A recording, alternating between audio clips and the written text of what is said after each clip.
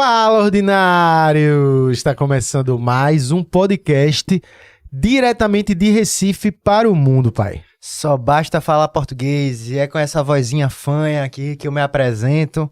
Meu nome é Rafael Oliveira, do meu lado aqui meu irmão Gabriel Oliveira. Por trás das câmeras a enciclopédia humana Carlos Arthur Ponce de Leão. Vamos embora mais um. Hoje vai ser uma parada acadêmica aqui hoje, né? Exatamente. Vamos embora. A gente vai conversar hoje com ele que é pesquisador nas áreas de Direito e Segurança Pública, doutorando em Direito, mestre e militante dos direitos humanos e policial civil. Atualmente, ele é coordenador de 2 cursos de graduação da UniAESO, bacharelado em Direito e tecnólogo em Segurança Pública.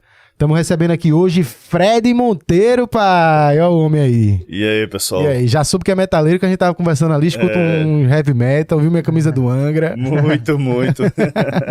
Escuta, foi pra show de Sepultura, tudo, né? Foi vários. Ah, aí sim, é bom. Segurança pública, a gente nem precisa de tanto debate aqui em Recife, né? A gente tá com a criminalidade quase zero. Pois é, né? E agora no show de metal, a segurança é top, boa, né? é Nunca boa, tem briga, né? É incrível. Tá, o show de metal é seguro mesmo.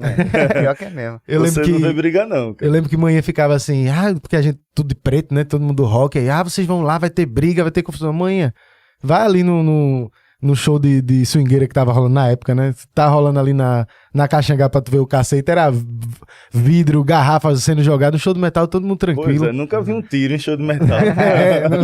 Oxe, Todo mundo apoia. A roda punk é só massagem. Fica só girando. Ó, professor, antes de a gente começar, a gente tem que agradecer a nossos patrocinadores, então a gente vai fazer uma menção a eles aqui.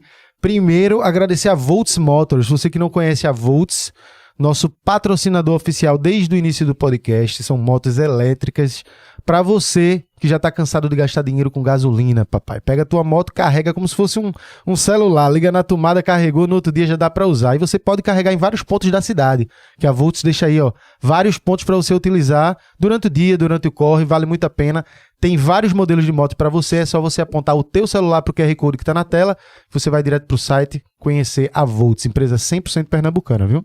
É isso aí, agradecer também a Esporte da Sorte, a melhor banca de aposta que tá tendo, paga até 1 milhão por pule, é a única que paga, então dá uma olhada lá, as cotações estão sempre muito boas, tem vários jogos no final de semana pra você curtir, e também tem um cassino online com vários joguinhos que você pode jogar lá, porque a galera já fala do foguetinho, tem o Mines, enfim, dá uma sacada, pega aquela tua rendinha extra, aquele dinheiro que tu tem aí que tu pode usar pra brincar um pouquinho, entra no QR Code e aproveita aí na Esporte da Sorte.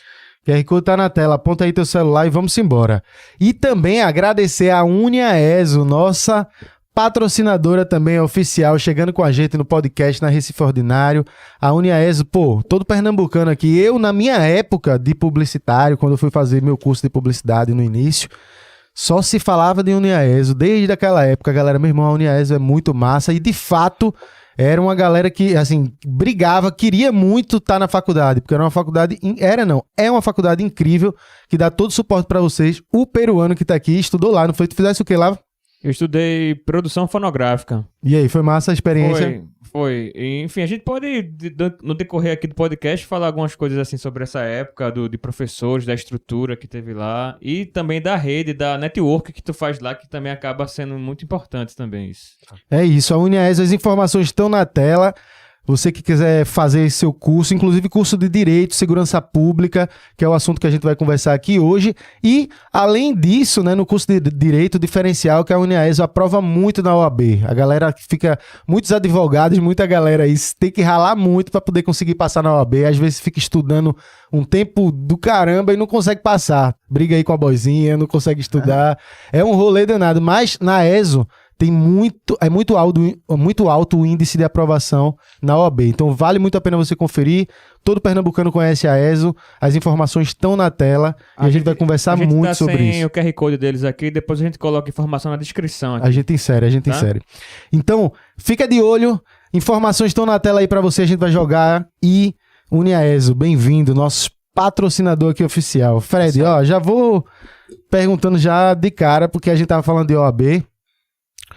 E é uma dificuldade danada pra galera passar na OAB, né? Pra que serve essa OAB? Pois é, a gente tem índice nacional, né, vamos dizer assim, 12, 13, 14% só de aprovação geral, né? De pessoas, de todo mundo que faz. Então, você vê como é que é a dificuldade. Imagina, tem 3 concursos por ano e cada concurso aprova 13, 14% só do pessoal que faz. Né? Então, é um concurso bem difícil. Né? Para que serve a OAB? Você só pode advogar se tiver OAB. Se você não tiver OAB, você é bacharel em Direito e não pode advogar. Né? Eu tenho que te dar aqui ainda um presente, que é a canequinha aqui, mas eu vou estender um pouquinho. E porque eu fico meio confuso, porque o cara faz todos os, sei lá, 4 anos de faculdade. 5 anos de faculdade. E depois ainda tem que passar nessa prova. Por quê?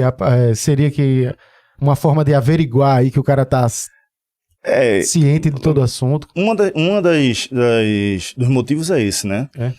Mas o segundo é porque existe uma ordem de advogado do Brasil que você tem que ter um registro nessa ordem para poder advogar, né? E isso não é só no Brasil, né? Se você for para outros países, você, por exemplo, se é advogado aqui, quiser advogar nos Estados Unidos, você vai ter que passar no exame de seleção da ordem deles. Né? Em Portugal, não, por exemplo, porque a gente tem parceria, o Brasil com Portugal, você pode lá tirar a ordem. Então, em qualquer lugar do mundo, você tem que se submeter a isso. Cara, é para advogar, mas então, por exemplo, se o cara quiser fazer o curso de Direito e ser professor, ele não precisa da OAB? Não precisa. Entendi. É só para carreiras, chama carreiras jurídicas, né?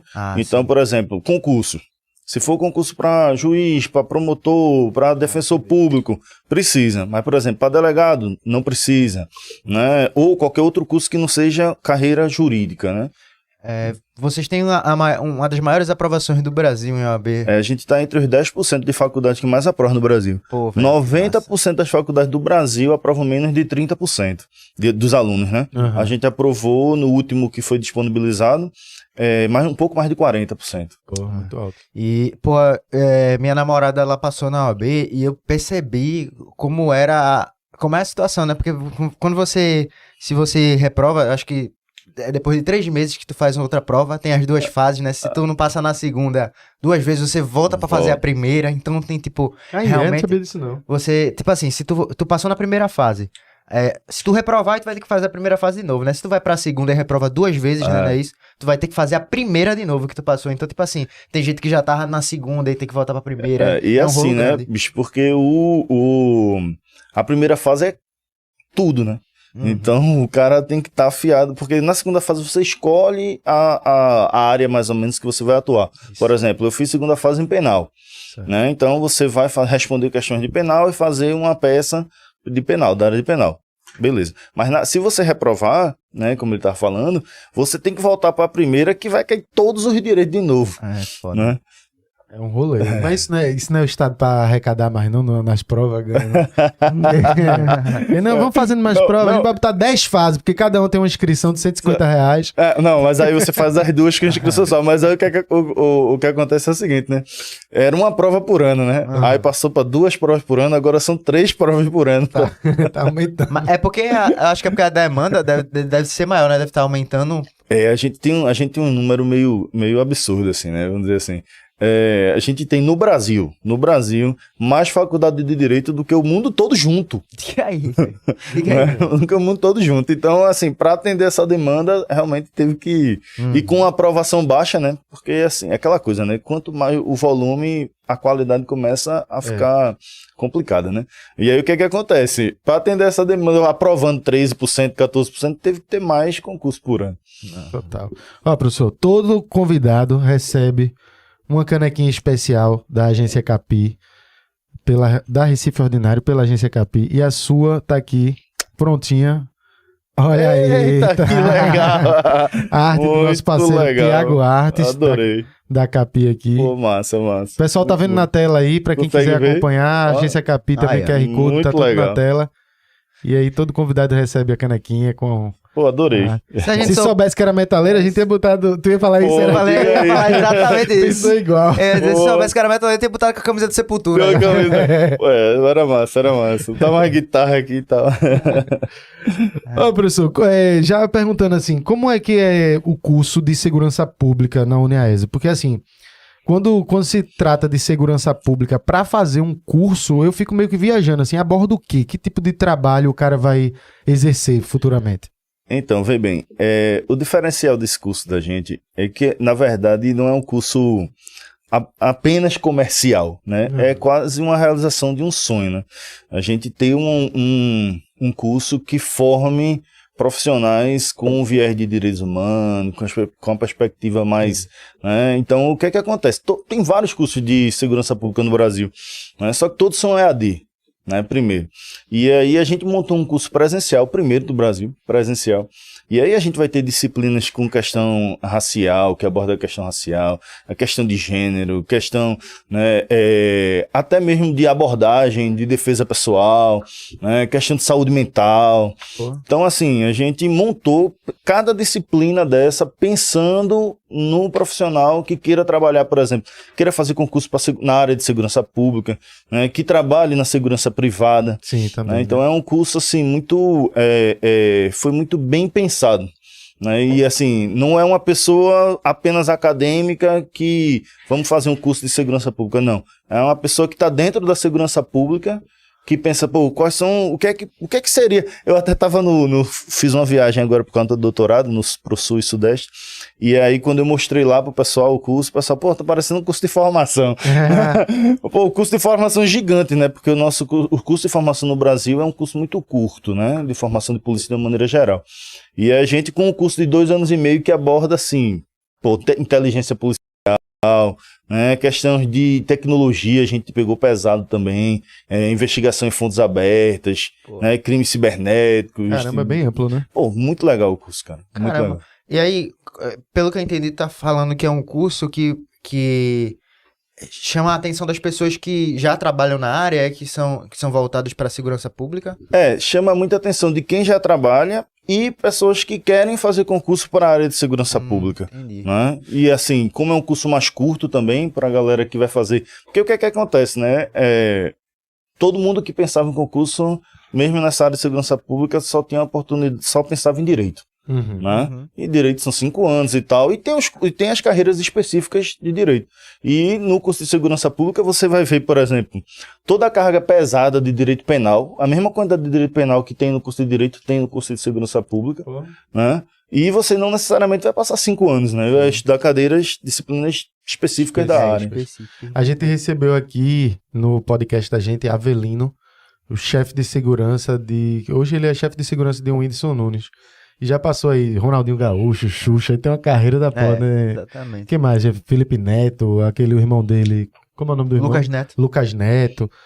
E quando a gente conversou aqui sobre segurança pública e privada, ele falou um pouco assim, que eu perguntei assim, meu irmão, porque ele é um profissional muito bom, principalmente na forma de lidar com as pessoas, assim, ele se adequa ao público. Eu percebo que, sei lá, tá gravando o Whindersson, um comercial em tal região e é um cenário aberto, ele vai agir, vai chefiar de uma maneira diferente, organizar de uma maneira diferente. É diferente o tratamento que ele tem com os fãs de Whindersson criança do que quando ele tem a apresentação de Ronaldinho no Flamengo. Né? Exatamente, completamente diferente. E a gente falando sobre isso, eu perguntei a ele, pô, bicho, onde é que tu aprendeu tudo isso? Porque, de fato, tu é diferenciado e tal. E ele falou que aqui no Brasil, principalmente no tempo dele, ele é bombeiro, né? Ele era bombeiro. E ele disse que no Brasil, de fato, tinha uma deficiência muito grande pra galera que quer trabalhar nessa área. Inclusive, se cria aquele estereótipo de segurança, brutão, que só dá caceta em todo mundo, que de fato acontece, né? Mas ele disse que tinha esse déficit e ele foi fazer curso fora. Ele fez curso nos Estados Unidos, pra depois voltar pra cá. E agora, assim, pelo menos tu falando isso, o cara já fica feliz, assim, porque de fato é algo que vai agregar muito para quem tem interesse nessa área, né, professor? É verdade. E a gente tem, assim, esse déficit é real, não tem como negar, né? Porque há tanto na área privada, de cursos privados, você vê só cursos de curta duração, muito específicos e tal, né? E a formação também, de uma maneira geral, do pessoal da segurança pública, né? E aí, esse curso, ele traz, por exemplo, na área de gestão, né, tem cadeiras na área de gestão, né, para você saber como se comportar em grandes eventos, né, é importantíssimo, né, tanto na área privada, com fãs, nesse caso, como na área pública, a gente tem cadeira específica de movimentos sociais, por exemplo, para lidar com manifestações e tal, né? Questão de grande volume, como carnaval e etc. Então, assim, eu acho que é o que estava faltando, né? Porque, como eu disse, é um curso que foi pensado, pô, o que é que eu acho que um profissional de segurança pública precisa, né? Não foi assim, a gente não pensou, vamos lançar um curso para vender o curso, né? Vamos fazer, e tanto que a gente se preocupou muito com a questão de saúde mental, que é uma preocupação constante, inclusive saiu matéria essa semana no jornal sobre isso, né? A gente tem no Brasil, né, um percentual enorme de profissionais de segurança pública afastados com problemas de psicológicos ou psiquiátricos, né? Um índice de suicídio altíssimo, né? 4 vezes maior do que o índice da população comum, né? Não policial. Então a gente se preocupou com isso, botou várias cadeiras, né? de relacionadas à saúde mental e tal. É bem legal o curso. Tu falou isso do suicídio, inclusive recentemente teve aquele caso do rapaz que matou a esposa, matou o pessoal dentro da polícia, no batalhão lá, e depois se matou.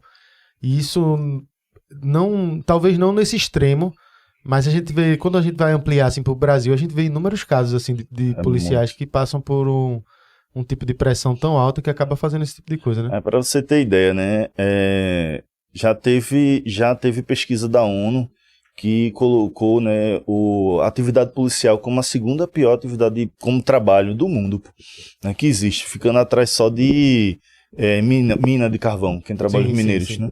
Então, quer dizer, claro que tem as diferenças, né? Você não pode comparar a realidade de países latino-americanos, de desenvolvimento, né, precário e tal, com os países mais desenvolvidos.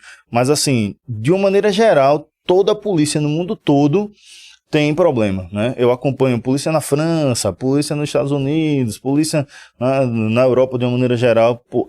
É uma classe que tem problemas, assim, específicos da função, entende? Sim. E aí é a pressão, né? A pressão faz o caramba. Eu fico imaginando assim, porque vê, o caba é ser humano como todos nós, só que ele representa o Estado. Então ele é a força do Estado. Vamos falar da PM, pelo menos. A força do Estado, mas também é o ser humano. Tá lá, termina o trabalho, vai para casa, vai pro seu bairro, tem sua família, tudo. Então, naturalmente, vai ser uma confusão mental que o cara vai ter que, no mínimo, refletir em algumas situações. Inclusive, você percebe assim que ou o caba veste a bandeira mesmo e fica, sei lá, talvez obcecado pelaquela parada e vai entrando num viés que pode até ser um pouco mais agressivo e foda-se, eu sou o Estado. Ou também o cara tem, por outro lado, tem aquele cara que, eu tenho amigos, velho, que entrou na polícia que simplesmente desistiu. Não, desistiu no meio do caminho, assim, não dá, tá ligado? E é muito difícil. Sabe por que eu tava pensando nisso? Porque a gente falou de manifestação e teve aquele recente caso aqui em Recife que teve 19, o tiro, né? Não foi o tiro de bala de borracha que cegou o rapaz. Aí eu fico pensando, tipo assim, tá lá a confusão, eu não vi. Eu vou já deixar claro pra todo mundo que eu não sei quem foi o policial, de onde partiu, não vi o aglomerado de pessoas, não acompanhei a manifestação, só vi depois as notícias do que aconteceu. Mas eu fico imaginando, tá lá aquela confusão, o Estado manda parar aquilo, aí recebe ordem de cima. Como é que vai parar? Aí, de alguma forma, pode ter recebido algum tipo de ordem para colocar ser um pouco mais agressivo para colocar os manifestantes para correr. Aí alguém ou passou do ponto e deu tiro, ou não, foi uma ordem. Mas será que o cara atirou para bater no olho do cara? E a punição que vai ter? E fica uma guerra, velho, que isso me entristece muito, que é tipo assim, porra, parece que hoje... não vamos generalizar, mas grande parte da população e grande parte da polícia vivem em guerra, porque parece que a polícia deixou de representar para muitas pessoas um certo poder de te dar a segurança, e muitas vezes por conta do papel do Estado de acabar mandando eles agirem de forma truculenta em situações específicas, também acabam distanciando ainda mais a população do papel que a população sente da polícia, né? Como é que tu enxerga isso, professor? Ele abordou tanta coisa aí que dá um podcast só sobre isso. Vamos embora, mas vamos lá. Vamos tentar pegar tudo que você tratou aí, né? Assim, primeiro eu achei arretado você já colocar assim, policial também é um ser humano. Sim, total. Ponto chave, né? Agora, pasme, né? Eu dou aula de direitos humanos, informação, dou aula em faculdade e dou aula em formação de policiais. né? E você chega assim, o cara nem é policial ainda, né? E tá num curso de formação, ainda é etapa de concurso, né? E você vê o cara assim, quem aqui entra o professor de direitos humanos, a turma já começa... Né? Aí, não, mas qual é o problema, né? O cara não se vê detentor de direitos humanos. Entendi. Né? Então, a gente tem daquele discurso do herói, né? Como você disse, o segurança, né? O policial é o cara muito macho, é o cara que não tem fragilidade, é o cara que não procura ajuda psicológica, é o cara que não conversa, né? E tudo isso sob pressão, né? E aí é aquela coisa, eu sempre digo que o policial, ele não é um alienígena, né? Que foi colocado você agora vai ser o policial, pá! Não, é o cara da sociedade e vai refletir todos os preconceitos, todas as mazelas da sociedade de uma maneira geral, só que agora, né, imbuído do poder de Estado. Sim. Né? Então, é a primeira coisa, né? É essa coisa de você se ver como um trabalhador, né? Como um ser humano que tem que ter os seus direitos humanos. Né? Então, você vê os regimentos e muitas questões que violam os direitos humanos do próprio policial, que não é discutido. Né? Então, é a primeira coisa, aquela coisa, você olhar para o outro, né, e ver o outro como igual. Eu estou aqui no meu trabalho, mas eu sou um ser humano. Esse é o ponto principal. Né? A segunda coisa é falta de procedimentos, né, de protocolos de atuação. Né? É aquela coisa do accountability, né? Como é que o cara vai responsabilizar? Né? Então, você olhar, né, das principais reclamações dos policiais, isso aí é pesquisa, está disponível no Fórum Brasileiro de Segurança Pública, né? Uma das principais questões é os caras não têm protocolos para o dia a dia, cara. Não é coisa muito elaborada, não. Abordagem ao usuário de droga, abordagem a LGBT, abordagem não tem, né? Uma questão de movimentos sociais e tal. E o que é que isso prejudica? Né? O que é que a gente vê? Né? A gente vê por exemplo, quando a gente vê a questão lá do George Floyd, lembra, nos Estados Unidos? Sim, o que é que o prefeito falou lá? Né? Ele vai estar sendo demitido porque quebrou um protocolo de mais de 10 anos que não pode fazer esse tipo de abordagem. Ele não falou que do homicídio, né? Ele não falou que ele está sendo demitido porque ele matou um homem negro, etc. Não, ele falou que tem um protocolo que existe, né? E ele violou esse protocolo. Né? Então, não pode fazer sufocamento há mais de 10 anos. E isso está aberto para o público no site, né, da polícia de Milenópolis. Né? Então, você como cidadão, né, não policial, sociedade, você vai lá e sabe, em tal situação, né, a abordagem tem que ser assim, isso me garante meus direitos como cidadão. E você, policial, sabe que está protegido por um protocolo. Se eu passar daqui, eu estou violando. Agora, até aqui, você vê, qualquer pessoa colocando no YouTube, você vê a abordagem policial nos Estados Unidos que o cara faz. Não aproxime não. Quer dizer, ele tem 5 metros. Se você mandar mais, eu vou atirar. Dentro da condição dele, né? Entende? E aí, aí vai também muito do profissional, né? Tem casos do cara ficar andando pra trás. Ele não quer atirar, né? Aí você vai de pessoa pra pessoa, né? Tem cara que fica parado e se ele andar eu atiro. E aí é de cada um. Mas você vê casos do cara andando pra trás. Olha, se você passar desse limite, eu vou ser obrigado a atirar. Né? E a gente não tem. Não, gente que eu digo de uma maneira geral, Brasil, né? De uma maneira geral. Então a gente tem essa coisa da falta de procedimento, de protocolo para agir, né? Imagina, de situações comuns de dia a dia, imagina de situações de protestos, de situações, né? E essa questão do policial que você falou, outra coisa que você abordou, cara, se você for olhar nas pesquisas que tem no Fórum Brasileiro de Segurança Pública, você vai ver, os caras não conseguem tirar a camisa. É uma profissão que o cara não consegue. Quando você falou, até disse, né, se transformou, assim, o cara, muitos se transformam e outros não aguentam. Né? Por quê? Né? Eu tenho vários relatos, né, do pessoal que, o cara mudou, é outra pessoa. E muda, né? Mesmo, velho. É outra pessoa, né? Começa a meter cerca elétrica em casa, não vai desce pra pegar pizza se não tiver armado, e não sei o que e tal, muda. Né? Por quê? Porque ele não consegue, só senta se estiver de frente pra porta, né? Ele tá falando isso tudinho, só lembro de um amigo nosso, que inclusive a gente chegou aí pra uma praia uma vez no final de semana. Vamos pra praia? Vamos. E ele foi armado pra praia, a gente tava na casa de um amigo, foi armado pra praia.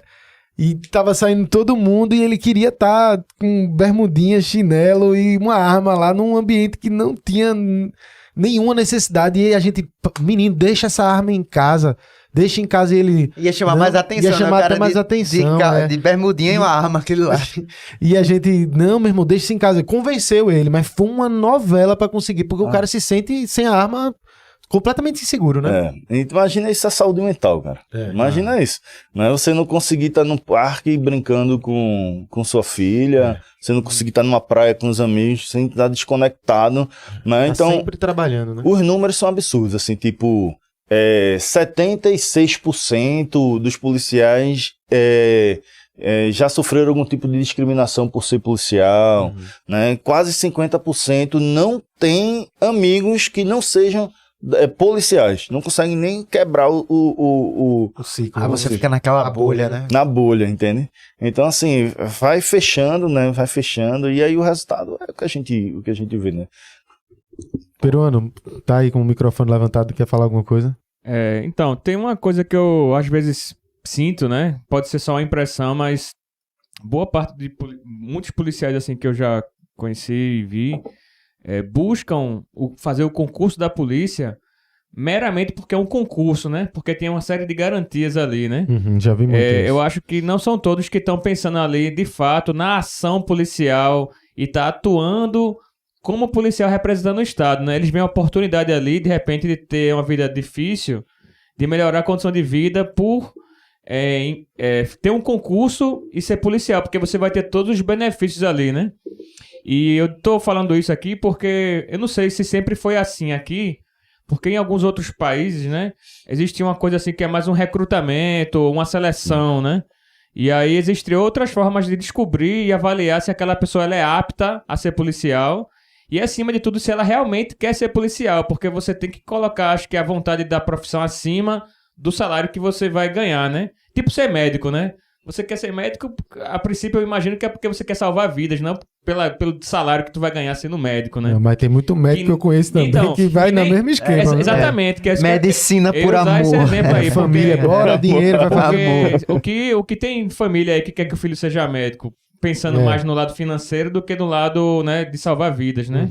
Mas enfim, esse é o comentário que eu tenho aqui para trazer, que eu não sei até que ponto vai fazer algum sentido aí, né? Então, faz muito sentido, né? Agora, o que é que acontece, né? Só finalizando para chegar na... O que é que eu falo sempre, né? É a questão da desconexão, né? É você conseguir se ver como um trabalhador e desconectar. Faz alguma coisa que... Né? Se tu gosta de luta, faz alguma luta. Se tu gosta de correr, vai correr. Né? Alguma coisa que te desconecte, né, para te dar qualidade de vida e conseguir ter uma vida mais ou menos normal, né, vamos dizer assim. A questão do concurso é o seguinte, antes da Constituição de 88, né, qualquer concurso, não só polícia, né, era indicação, né. Qualquer lugar que você fosse trabalhar no estado era indicação. A mãe era professora, botava a filha para ser professora. Né? Se fosse um cargo mais alto na fazenda, colocava o cara para ser auditor da fazenda. Tal. Na polícia era a mesma coisa. Né? Agora, era antes da Constituição. Né?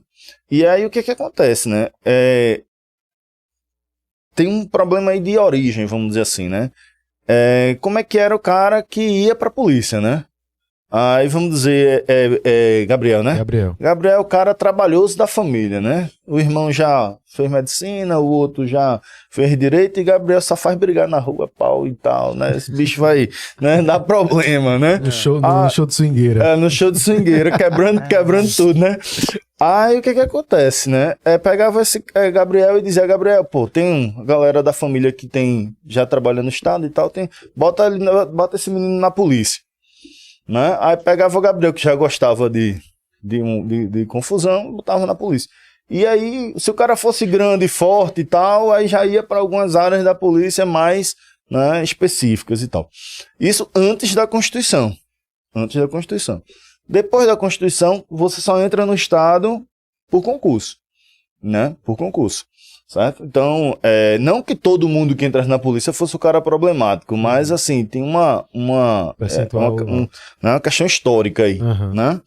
Que era mais, vamos dizer assim, entre aspas, por conta do perfil, né? Esse cara, né, tem um perfil que se achava que era de polícia, né? Aquela coisa, né? Qual a função, né? Você falou, é porque ele falou tanta coisa naquela hora que, né? Qual a função da polícia? É uma coisa que eu trabalho muito, pesquiso bastante, né? Escrevo sobre isso. Qual a função da polícia em um Estado democrático de direito? É proteger os direitos humanos, né? Proteger a sociedade, né? Então, não é... Então, a visão de cada polícia, como a polícia atua na sociedade, é sim um indicador da saúde e da democracia daquele lugar, né? Então, como é que acontece, né? Quando você está numa ditadura, por exemplo, você pode comparar uma polícia de ditadura com a polícia do Estado Democrático de Direito. A função é outra. Né? Então, como é que era formado? Quem é que entrava na polícia em uma determinada época? Entende? Então, a gente não tem como comparar, isso é história, né? Mas depois de 88 vem os concursos, você só entra se for concurso. E aí, de fato, é como peruano, né? Carlinhos o peruano. Pronto, Carlinhos aí falou, né? Tem virou aquele boom de concurso público. Todo mundo quer ter estabilidade, fazer concurso, e a polícia virou mais um lugar para se fazer concurso.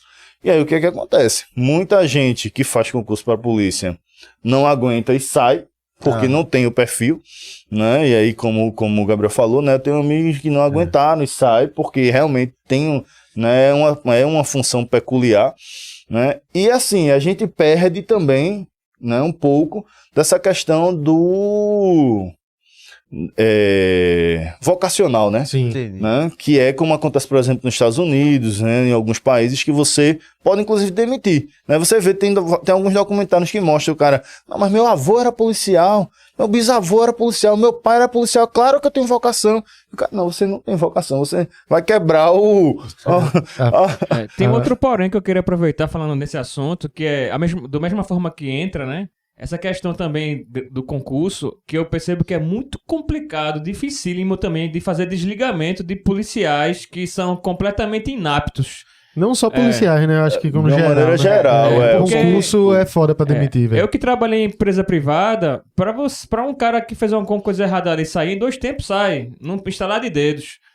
Na polícia, eu acho que tem isso também, porque vai ter um cara que é muito bom, tem um cara ali que você vê que não era pra estar ali, e pra você conseguir tirar o cara dali é um negócio muito complicado. Mas vê bem, não é uma especificidade da polícia, né? É por isso que o concurso público virou esse paraíso, vamos dizer assim. É qualquer funcionário público, né? Qualquer servidor público. Quantos auditores você viu ser demitido? Já viu algum juiz ser demitido? Juiz nem demitido aposentadoria compulsória. O cara ainda vai ganhando o salário dele, né?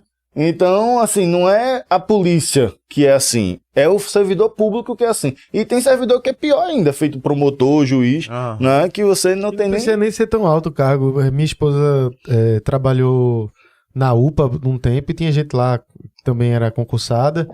E ela dizia, por exemplo, tinha uma pessoa lá que trabalhou, dava pra contar no dedo quantas vezes ele trabalhou no ano e a galera não conseguia demitir. Era um rolo do caramba, ele não conseguia. Tem muita gente que tem aquela mentalidade, né? Ó, vou estudar, fazer um concurso público pra garantir minha estabilidade e que eu possa fazer outra coisa depois. Tá ligado? Fica lá só realmente cumprindo tabela. Quantos a gente não já ouviu de amigos assim, tá fazendo o quê? Não, tô estudando pra concurso. Mas o quê? Não, quer abrir. Tô estudando, o que aparecer eu vou. E agora, entrando num ponto do que tu tinha falado, assim, que mudou com a Constituição de 88, essa questão de ser indicação e tudo. Aí a gente pode estudar, né?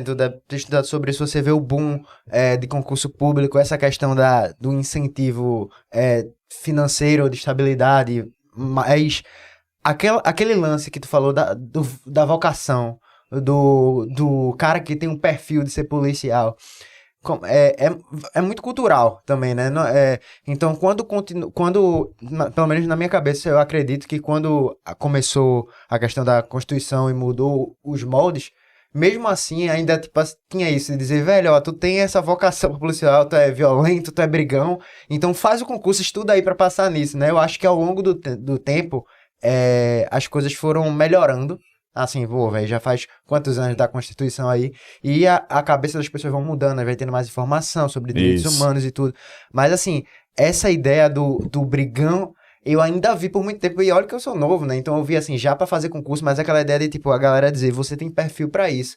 E uma coisa que eu até tava falando com o Gabriel, eu não sei se ele vai lembrar de uma galera que a gente conhece, assim, que, por exemplo, que não é policial, tá? Mas, assim, a gente conhece, sei lá, gente que trabalhou, que, sei lá, na adolescência, quando era jovem, gostava de tocar o terror, né? De fazer besteira na rua e tudo.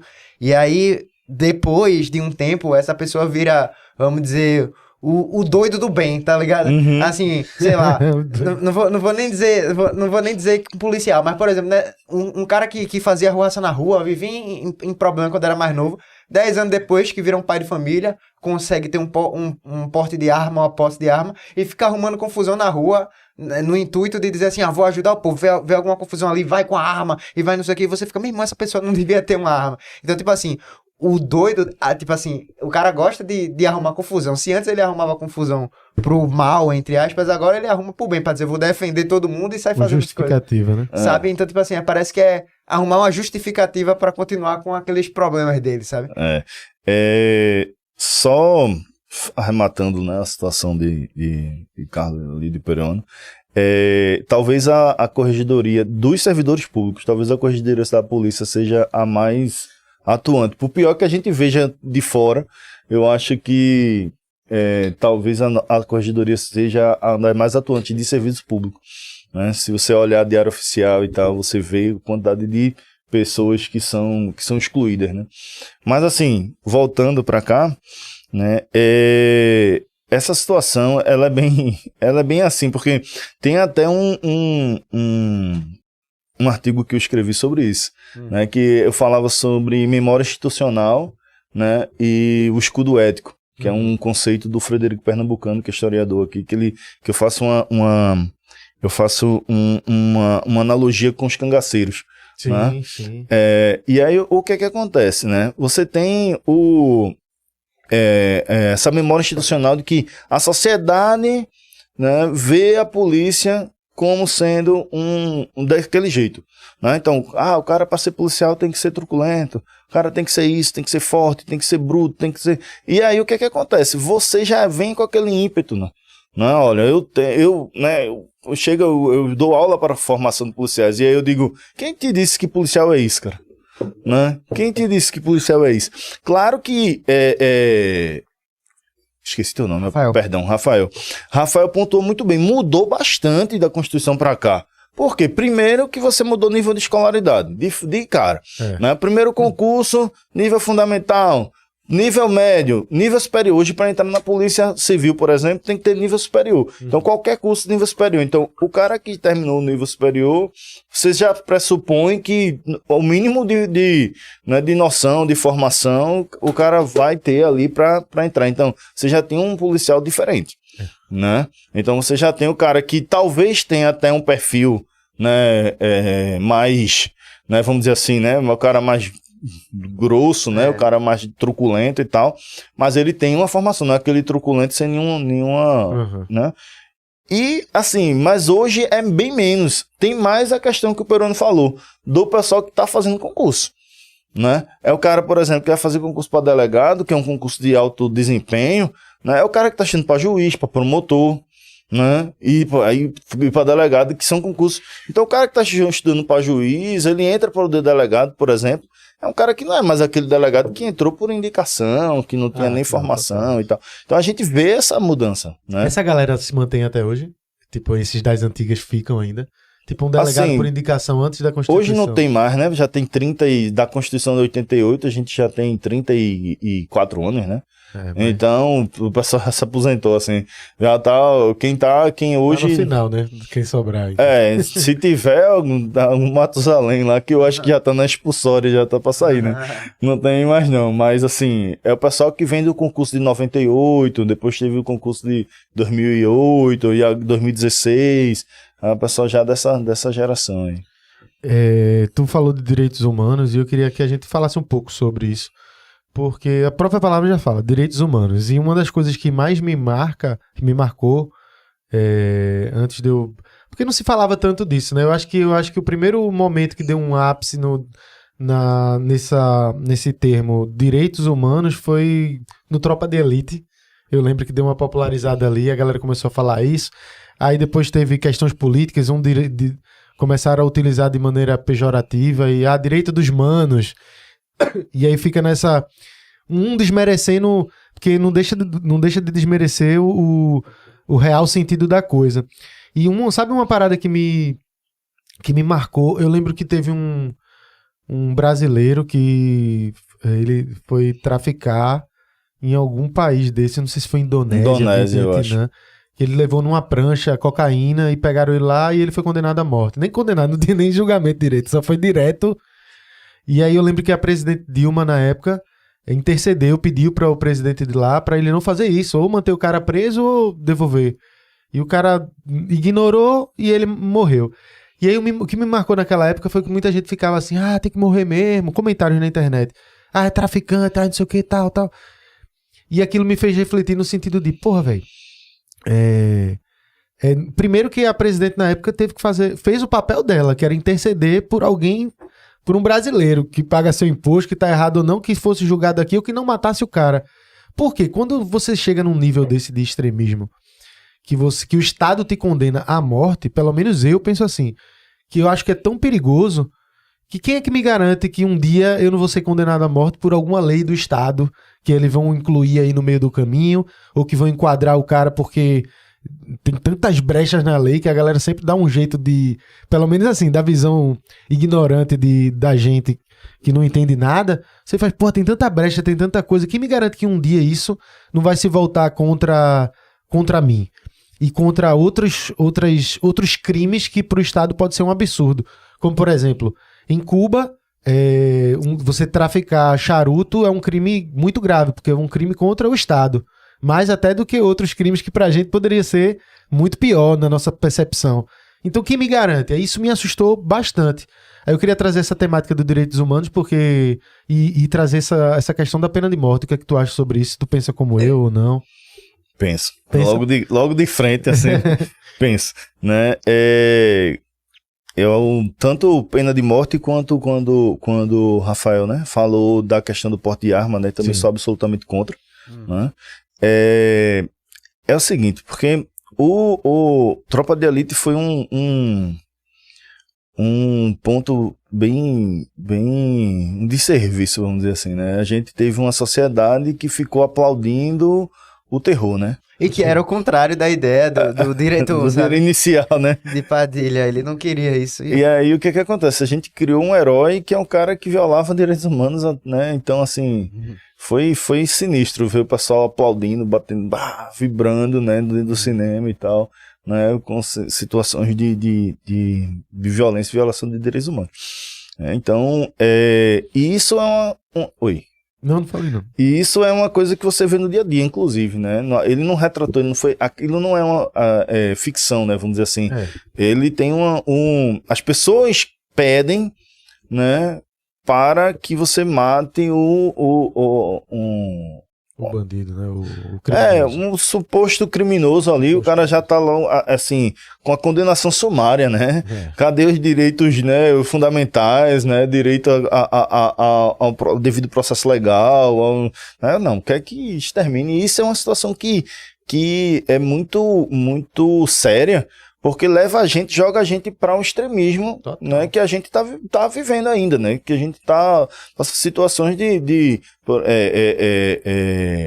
né, que a gente vê aí o pessoal querendo porte de arma, querendo que mate, né, querendo que resolva justiçamento, né, esse tipo de coisa, né? Então na Indonésia a lei funciona. A Indonésia a lei funciona, vai tu ver as outras leis. Não, você fica assim, né? Eu sou do time do nenhum direito a menos, né?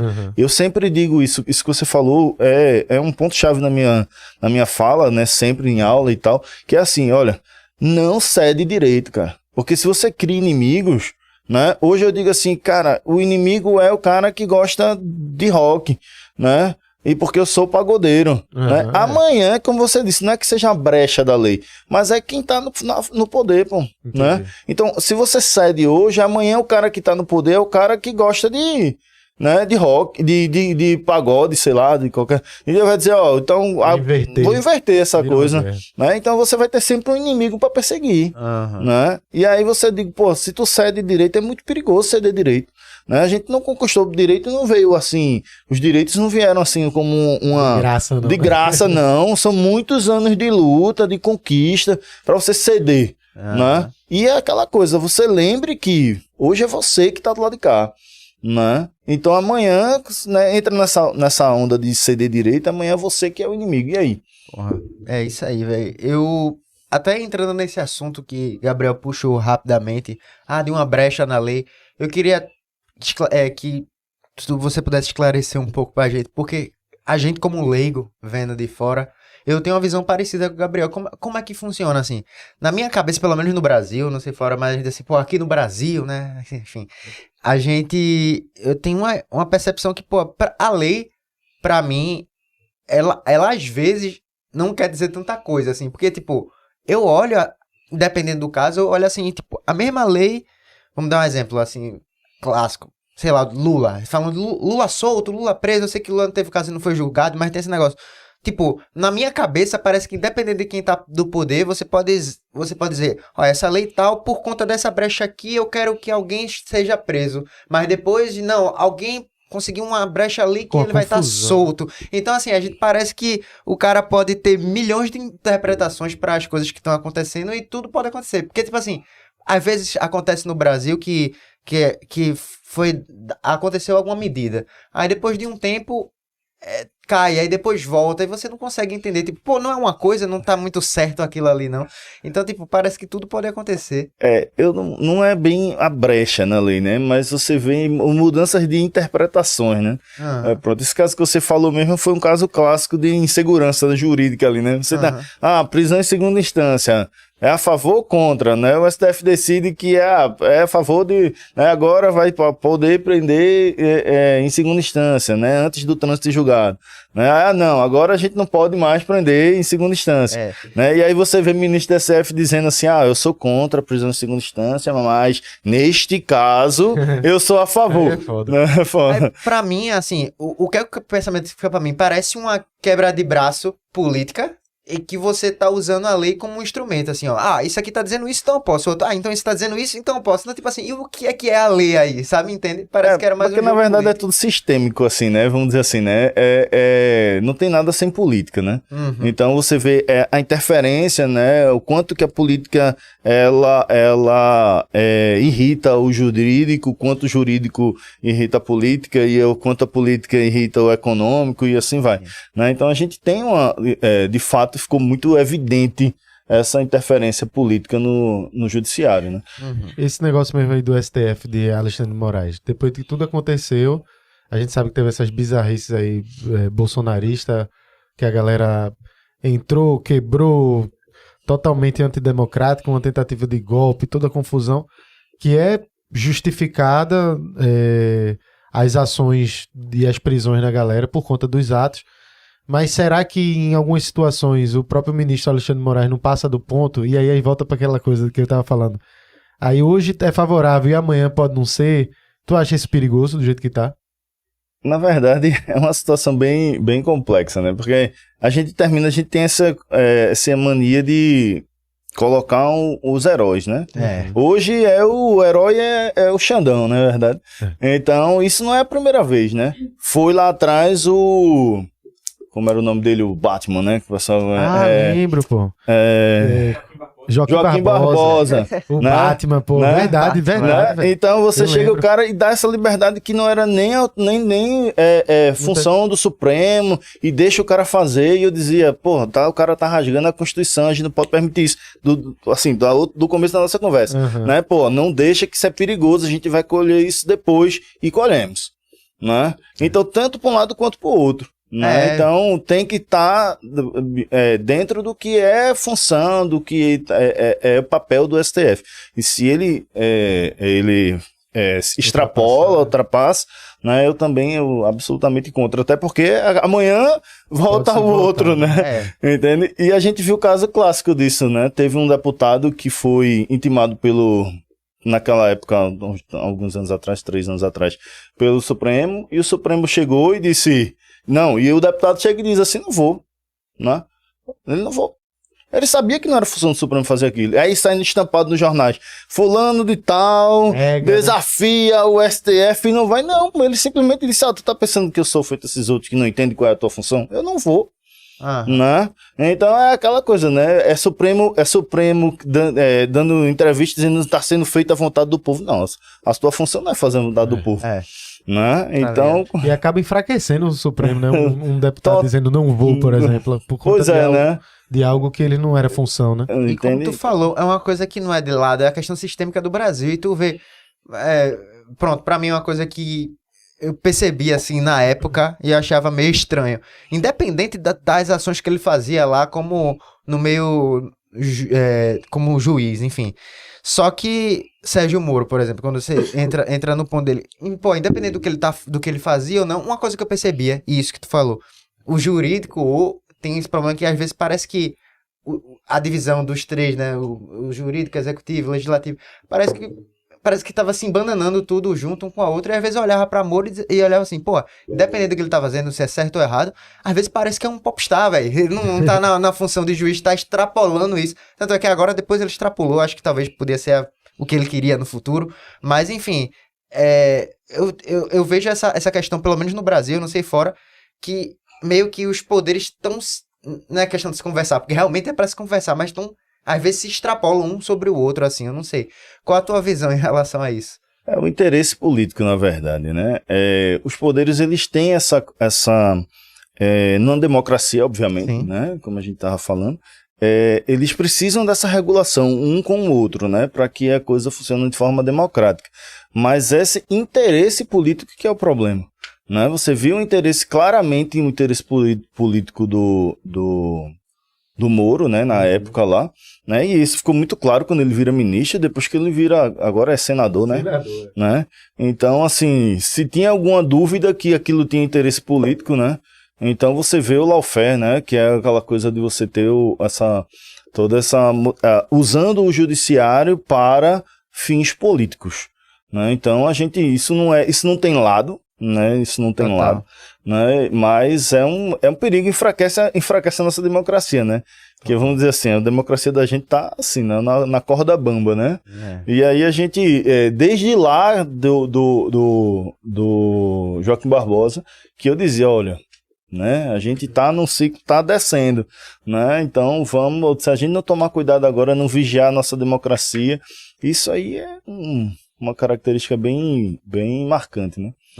Fred, para trazer um assunto mais para a realidade do pernambucano, vamos falar de segurança pública e especificamente do carnaval. Eita! Como é de que maneira a gente tornaria, sei lá, de uma forma mais eficiente para a gente reduzir a violência no estado e especificamente no carnaval? Porque, pô, a volta da Recife Ordinário foi numa prévia em Olinda e meu irmão, velho, foi um rolê para gravar aquilo lá, porque era confusão, briga. E pra ser sincero, teve uma hora que a gente foi pra a casa de um amigo que fica lá no meio mesmo pra poder editar os vídeos e a confusão só aumentando. Era briga de torcida, a galera se juntava lá pra brigar. E só acabou mesmo quando a gente escutou uns tiros pra cima. Tá. Todo mundo saiu correndo e aí diminuiu o volume. Foi até aí o momento que a gente conseguiu sair dali. A gente não sabe se... A gente acredita que os tiros, porque não teve nada, né? Deve ter sido a própria polícia pra dispersar a galera, porque tava uma confusão.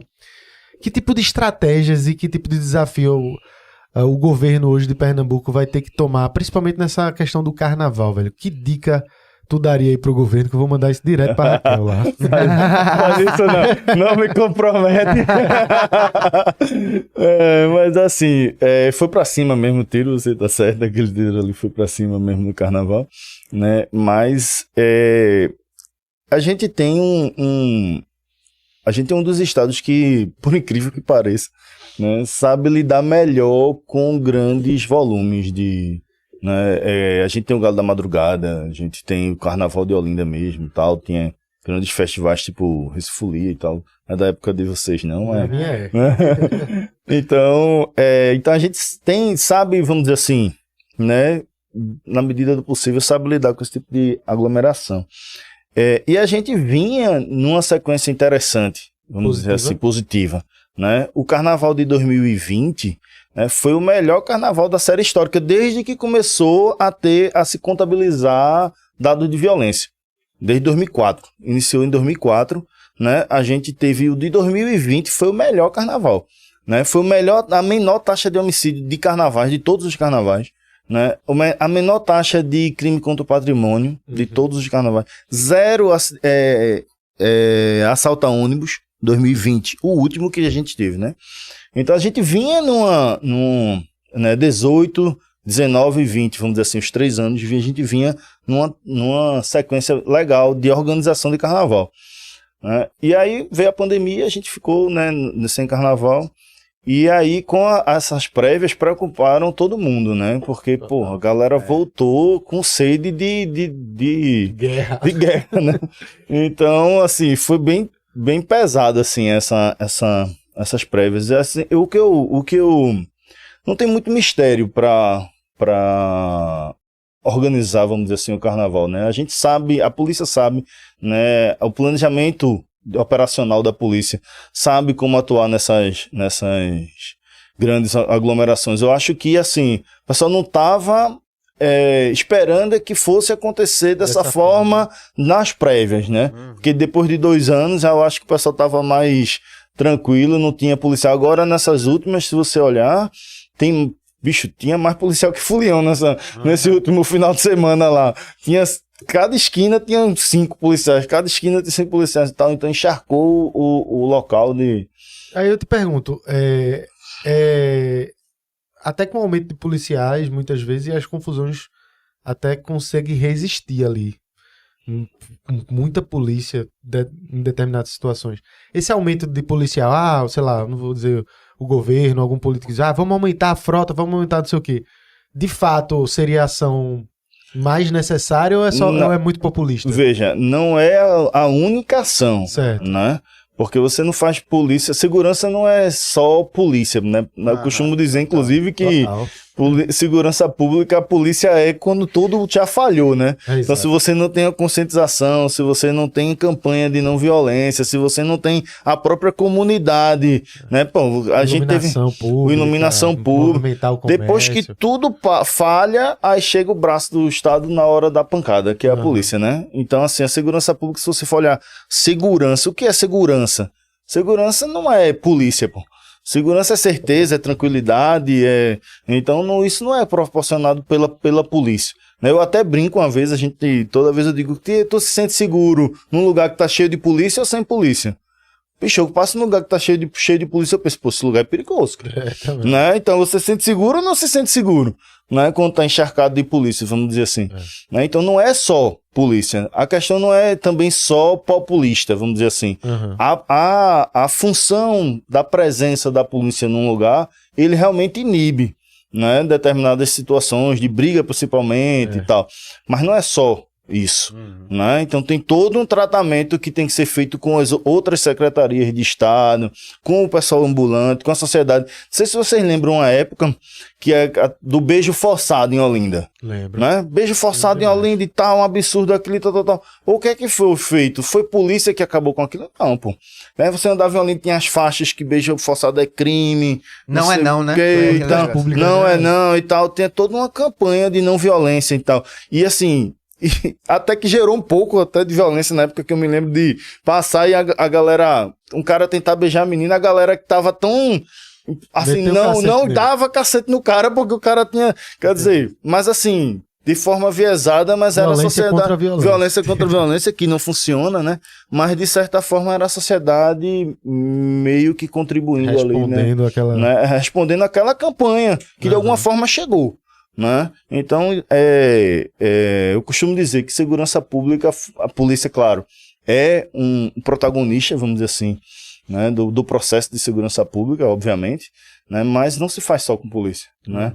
Então, estão tendo reuniões, né, guarda municipal, a prefeitura, outras secretarias, o pessoal ambulante, secretaria de controle urbano e tal, para que a gente consiga ter um carnaval mais tranquilo, né? E, cara, carnaval, como...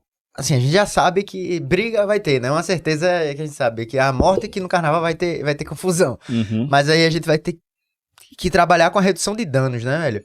E como é que funciona, assim, pra galera que trabalha na segurança pública, pra reduzir os danos no carnaval? Pô, mapeia por áreas e vê as áreas mais perigosas e coloca o policiamento. Deve ter um protocolo diferente pra dias de show, por exemplo, de noite de Recife Antigo, quanto Olinda, Carnaval. Eu não sei como é que funciona isso aí. Todo movimento com milhares de pessoas precisa de uma elaboração específica, né? Sim. Jogo de futebol, né? Jogo de futebol, existe uma estratégia específica para dias de jogo de futebol, por conta exatamente de briga, né? Do pessoal de torcidas rivais, etc. Então tem sim, né? Um mapeamento, né? Porque o carnaval é descentralizado já há algum tempo, né? É descentralizado, então tem os pontos quentes que são avaliados Isso é bem delicado, Rafael, porque é o seguinte, o ponto quente ele anda, né? Não sei se você já... Se você coloca aqui, encharca aqui de policial, né? Migra para um lugar mais próximo, né? De acesso.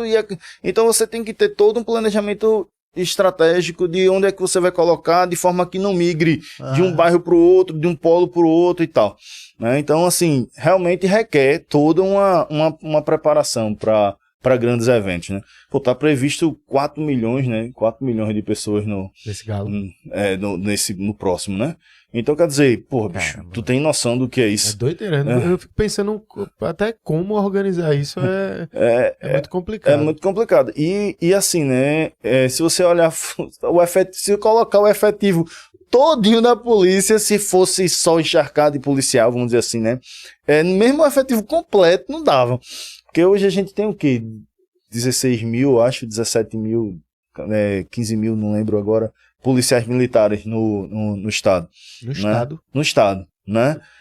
Se tu botar isso dentro de 1 milhão, 2 milhões, 3 milhões de pessoas, nem que tu bota o efetivo todo, então não é efetivo só, como eu estava dizendo, entende? Tem toda uma organização para grandes eventos. Quando tu compara assim, não sei se tu tem esses dados, mas quando compara com Paraíba, Rio Grande do Norte, Pernambuco tem muitos profissionais, né, na polícia, no caso, comparado, tu falou 16. Não, a nossa polícia é mais ou menos a mesma.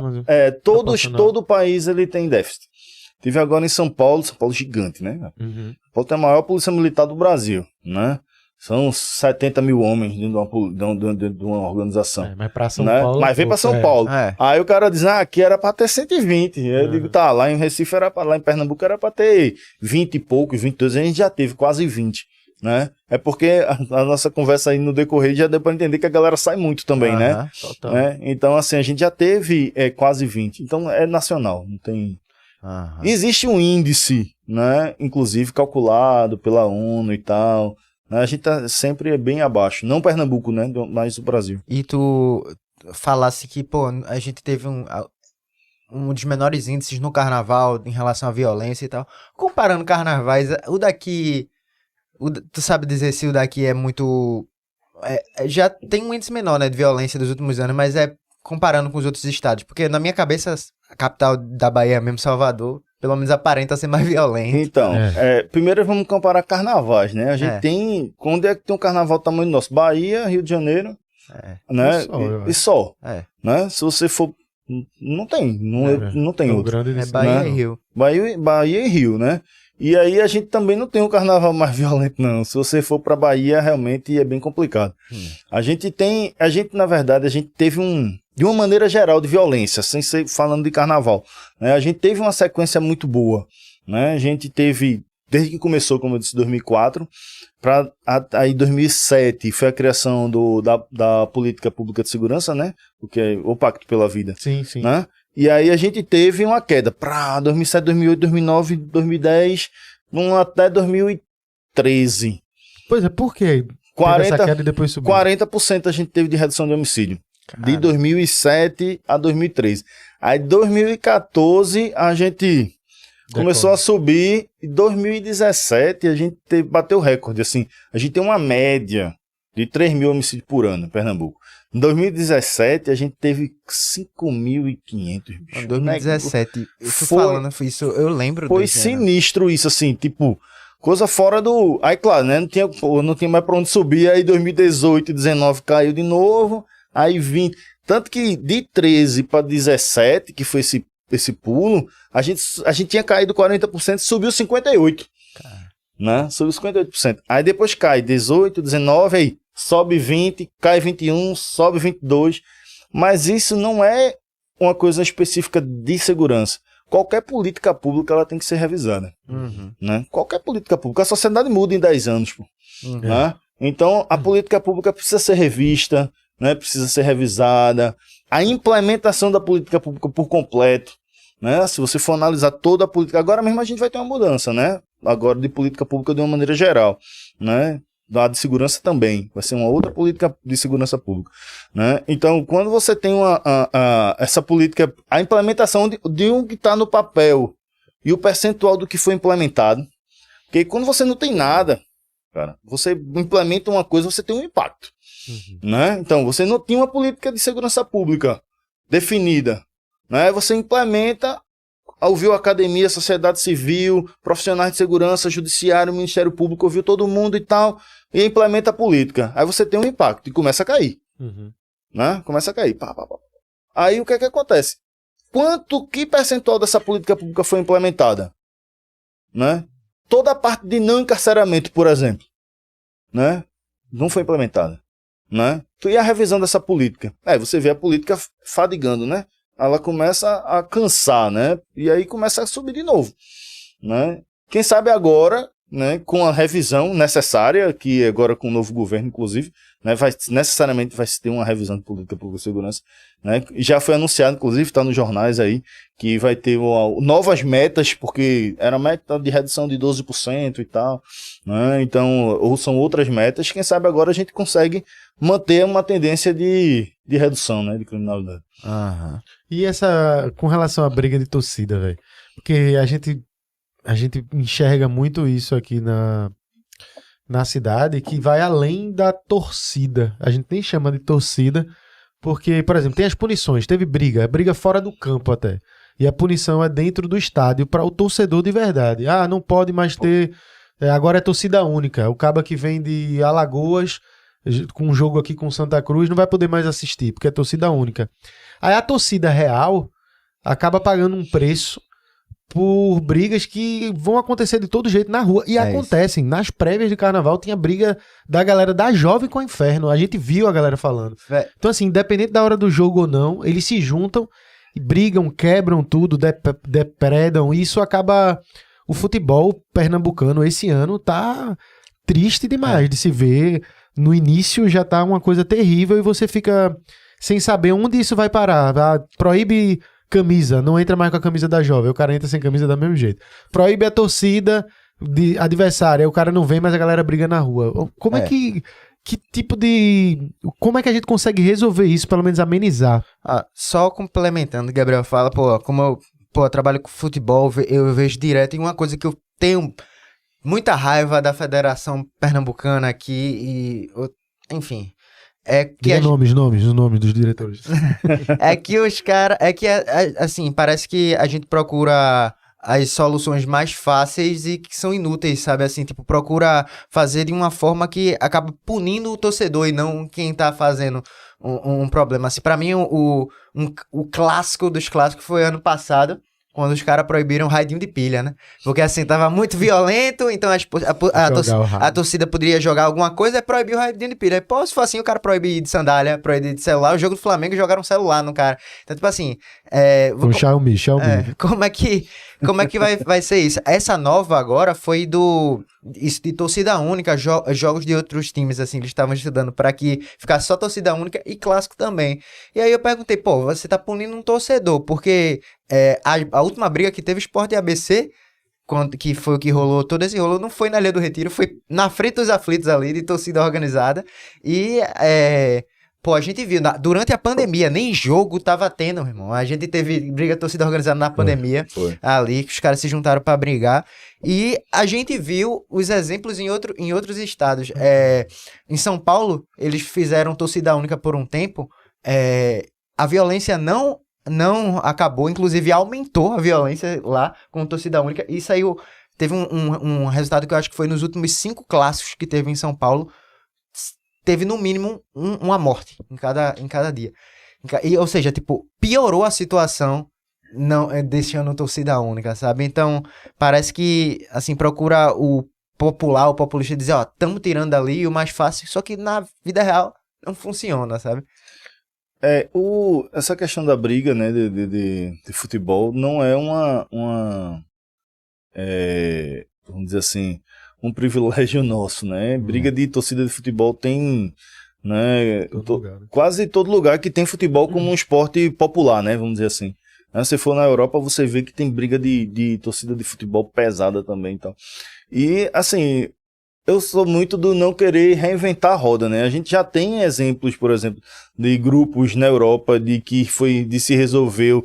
Não deixa de brigar, não vão deixar de brigar nunca, eles sempre vão arrumar um jeito de brigar, né? Um exemplo disso você trouxe que foi a pandemia. O pessoal tava sem ter jogo e eles marcando ali perto daquele Bom Preço ali na rua, perto dos aflitos ali. Os caras marcaram e iam pelas redes sociais e os caras marcam uma torcida com a outra, pô. Vamos brigar tal dia na rua, né? Pô, esqueci o nome daquela rua. Na Rosa e Silva ali, né? Aí vamos brigar ali, aí iam e pá, se enfrentavam o paredão assim, quer dizer, um inferno, né? Os caras faziam independente do jogo em si, né? Então, o que é que acontece? Existem questões, inclusive tecnológicas, né? De como você identificar. Claro, tem falhas, obviamente, né? De como identificar o torcedor e ele não poder mais entrar em estádio de futebol. Pô, eu falei isso quando eu fiz um vídeo, velho. Aí você pega um exemplo, por exemplo, da Inglaterra, de pegar o CPF do cara, pegar o cara passar 2 anos, punição 2 anos sem ir pra estádio. Mas isso funciona aqui, o cara passa no volume, parece um boi entrando ali. Então, é isso que eu tô dizendo. O que é que acontece, né? Teria que melhorar a infraestrutura dos estádios, botar uma imposição aí para que na hora da passar na catraca tem uma forma de checar todas as informações dos torcedores. Mas é assim que acontece na Europa. E tem estádio cheio na Europa também, pô. O problema é que a gente tem aqui, veja, é uma situação público-privada, né? Porque o estádio de futebol é privado. Às vezes o ingresso nominal também na Copa do Mundo era assim, você compra o ingresso está no seu nome e tem um assento. Então, se tu chegar lá e tiver um cara no teu lugar, tu pode dizer, ó, que esse lugar é meu, sai daí, tu vai sentar porque aquele lugar é teu. Então, tem até isso. Com educação, né? Não sai daí, por favor. Aí, o que é que acontece? O privado também não quer gastar para a segurança, como se a segurança fosse só questão de Estado. E não é, né? E não é. Então, assim... Ninguém quer gastar, né? Ninguém quer gastar, no final das contas, né? Aí, o que é que acontece? A gente tem mecanismos Aí, o que é que acontece? Termina achando soluções, entre aspas, mais baratos. Né? Como proibir o radinho de pilha. Como proibir o radinho de pilha, né? Voltar a comprar celular grande, né? Ter aqueles tijolão pra ficar mais pesado, pra poder jogar no lugar do radinho de pilha. Não entra. No Paraná, teve uma situação lá que teve briga, alguma coisa que aconteceu lá, que eles fizeram uma... Tu deve ter visto isso aí, que botaram só mulheres e crianças pra ir pro estádio. O próximo jogo do esporte vai ser isso, só vai poder entrar mulher. Mulher e criança. E eles lotaram. Ficou cheio de mulher, cheio de criança. Foi a punição do esporte por conta daquele jogo contra o Vasco, que os caras entraram. Entraram em campo. Aí só vai poder entrar porque mulher. Porque não tem violência, né? Você não vai conseguir imaginar mulheres e crianças brigando, assim, né? Mas fica um negócio meio, né? Coisa mais... Agora, o que acontece, né? Isso mostra que a mulher não vai pro jogo por conta da violência também, né? Total. E criança, porque se lota com mulher num estádio, cadê as mulheres nos outros jogos? E criança também, né, velho? Qual é o pai que vai, ou mãe que vai levar a criança bem pequenininha pra jogos que são decisivos, jogos assim que não tem como... Pô, você fica com medo, né, de levar seu filho pra essas situações. É verdade. É um volume de gente assim, quando vê já tá todo mundo se empurrando, é uma confusão. Toda a administração de grandes clássicos é bem complexa, né? Tem algumas coisas que eu tenho, inclusive, algumas críticas, né? Por exemplo, quando eles saem, né, do estádio, né, que são escoltados, inclusive, né, E eles vão numa marcha, assim, cantando. vai ser uma horda ali, as pessoas estão na rua, ó, sai da frente que vem a torcida passar. Game of Thrones, pô. Game É, of um negócio bem, né? Então, tem todo acho que tem que realmente haver uma mudança aí nessas organizações. Aí eu te pergunto, professor, tu falou aí de identificar, né, essas figuras, essas pessoas que estão agindo dessa forma. E aí eu pergunto, como é que funciona a inteligência policial hoje? A inteligência da polícia de Pernambuco? É que nem filme mesmo, tem tudo. O cara pegou na arma, o cara vai lá olhar, vai conseguir ver a digital, teve uma gotinha de sangue, o cara espirrou, tá ali na parede. Como é que funciona? É de verdade isso aí mesmo? Ou chega lá e diz, não, a gente consegue só até aqui, mas a gente diz que tem uma inteligência da porra ali por trás. Não, o trabalho da inteligência é um trabalho bem qualificado. Né? Na verdade, foi muito bem valorizado, né, nos últimos anos e assim, é bem estruturado. Eu pergunto isso até pela questão do sucateamento da polícia no geral. Tá claro que quando tem uma redução, reduz tudo. Sim, claro. Né, em todas as áreas. Mas o pessoal é bem qualificado, equipamento diferenciado. É claro que não é feito filme, né? Não é um CSI, né? Uma coisa, né, que... Não tem aquele nerd de óculos. Aquele nerd de... Até tem o nerd de óculos. Até tem o nerd de óculos, mas assim, tipo... Pronto, aí pega o perfil, peruano.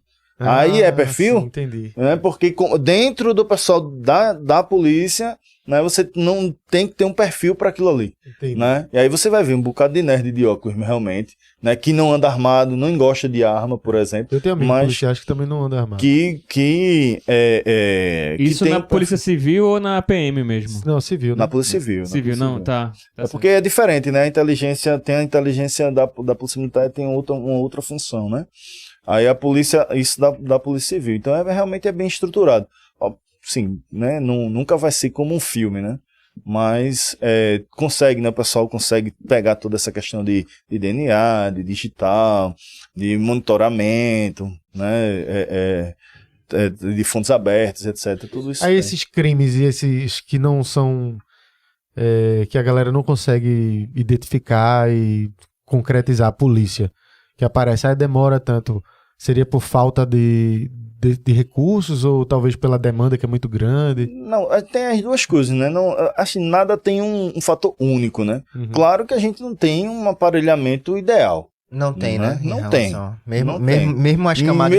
As camadas melhores, se você comparar, né, com... a gente faz cursos, por exemplo, com o pessoal do FBI e tal, né? Você vê que, tá... uma distância Outro gigantesca, nível, né? Entende? Mas assim, não é só isso que faz com que você não... tem questão tecnológica, tem questão do banco de dados. Você tem a informação, mas não consegue cruzar os bancos, saber quem é aquela pessoa e tal. Pô, era isso que eu ia perguntar, assim, a polícia sente falta de dados, assim, aqui em Pernambuco? Porque, assim, eu vejo que é um trabalho que não é só, por exemplo, da polícia, poderia...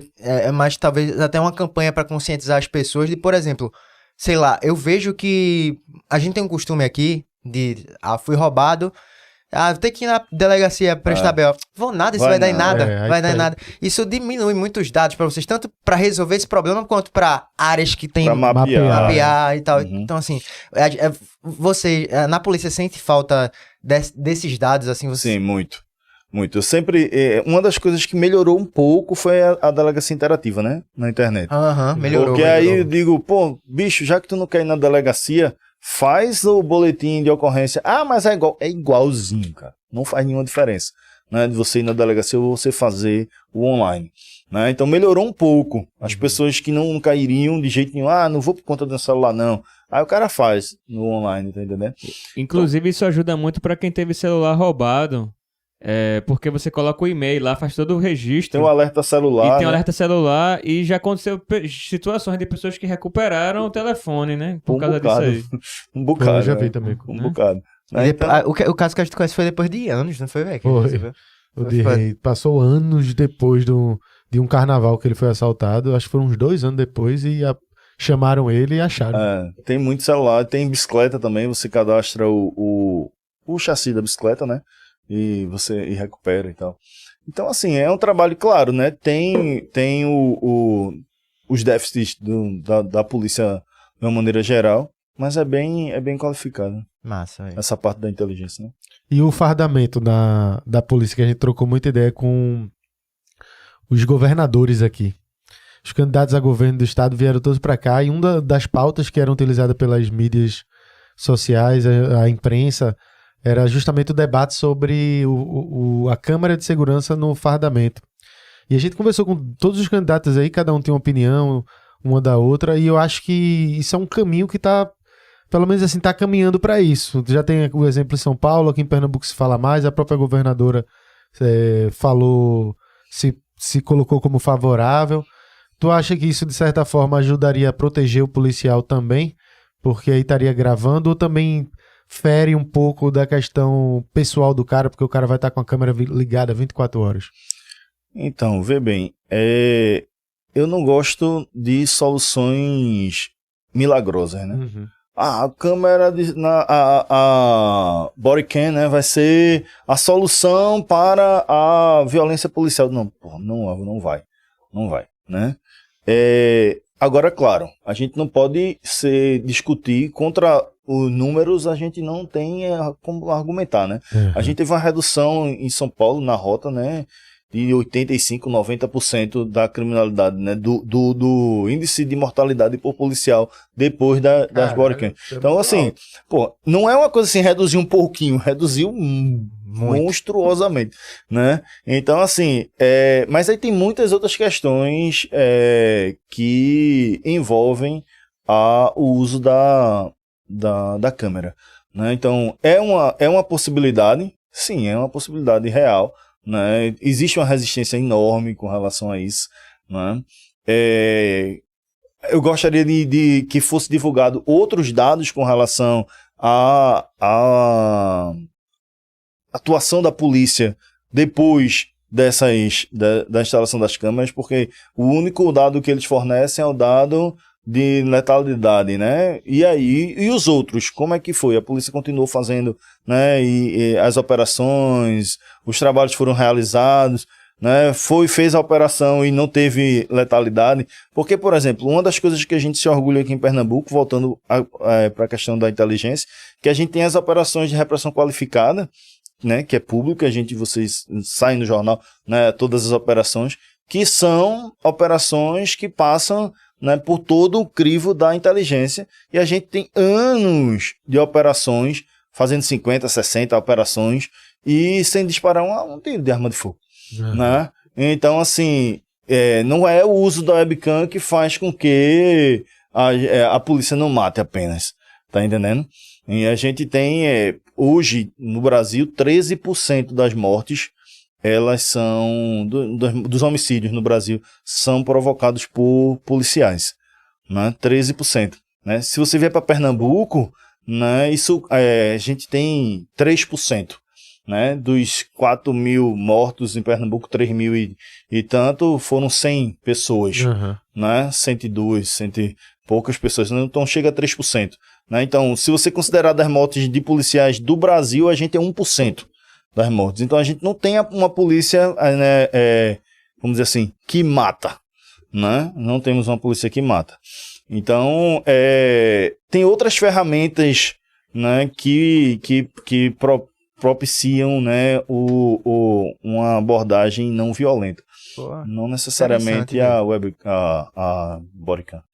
Entendi. Eu acho que foi muito do trabalho como um todo, né? Como tu vem falando. Assim, e, velho, trazer até uma capacitação para a polícia, uma formação, né? De uma maneira mais humanizada, né? Pô, eu até queria saber, assim, fico curioso para entender que tu falou que tudo tem um lado positivo e negativo e tem algumas questões sobre a câmera, né? Sobre a câmera no fardamento. Quais seriam essas questões, assim, as principais críticas que as pessoas teriam em relação a isso, velho? O que? Você fala da própria polícia? Ou porque tem questões, por exemplo, da informação, da LGPD, de como é que esses dados vão ser tratados, quem é que vai receber, né? O cara vai passar 24 horas, né, com tudo que ele fala, ou ele, não, eu vou almoçar, eu desligo a cam. Como é que ele sabe se ele tá almoçando ou não tá almoçando, né? Então tem momentos de como é que esses dados são... É complexo. Né? Então é uma situação bem complicada, entendeu? Entendi. Total. Tu falasse de... Só continuando aqui, Gabriel, porque uma coisa que me pegou mesmo, que tu falou, foi em 2017 a gente chegou num pico de assalto, assim, e... De assalto não, de homicídio. De criminalidade, homicídio. E... Velho, foi um ano que eu me lembro, se tu falando isso, agora que já passou já alguns anos já passou 6 anos de 2017, você vê a diferença, assim, um tempo. E foi um ano que foi muito pesado mesmo, velho. Eu tava lembrando, assim, foi um ano que eu lembrei que foi assaltado nesse ano. Eu lembro que a gente fez a paródia. Foi nesse ano, foi? Foi. A paródia também, a Assalto, foi em 2017. Assalto, porque realmente Recife só falava disso, velho. E como tu disse que toda política tem que ser revisionada, um dos casos que eu tava falando com o governador aqui era o Pacto pela Vida. A galera falando, pô, o Pacto pela Vida começou muito bem, caiu, reduziu bastante a criminalidade, e depois muita gente dizia que o Pacto pela Vida ficou desatualizado, ficou no passado e tudo. E de 2018 pra cá, o que foi esse revisionismo, essa virada de chave pra conseguir realmente melhorar um pouco? Então, como a gente disse, né, ele tem um esgotamento da política, né, que precisa ser revisado e tal. E aí o que é que acontece? A gente diminuiu 2013, aí 2014, 15, 16, 17, chegou num ponto que ficou impraticável, né? E aí, claro, as políticas foram pontualmente, né? Pontualmente, não houve uma revisão completa da política. Né, começou a se atacar, vamos dizer assim, pontos para tentar resolver o problema da violência. Né? E aí o que acontece? Né? Você apagava, fica vivendo de apagar incêndio, né? Apagava um incêndio aqui, vamos resolver isso aqui e tal, melhora, aí melhorava um pouco, tanto que você vê que ficou assim, né? Não foi uma queda assim, você cai em 2019, 18, 19, aí cresce em 20, cai em 21, sobe em 22, por quê? Porque na verdade não houve uma revisão da política como um todo, né? Não se fez de novo, vamos ver a academia, vamos ver a sociedade civil, né? Vamos debater o que está acontecendo, o que é que mudou, por que não está funcionando, que partes da política não foram implementadas, né? Talvez essa deficiência dessa parte que não foi implementada esteja gerando, porque a gente teve o quê? A gente aumentou 40% o percentual de pessoas presas, né? Então você teve uma política de encarceramento gigante e a política para não prender, né? E todo o resto da política, a política ela não é desassociada das outras coisas, né? Então como é que a gente vai fazer essa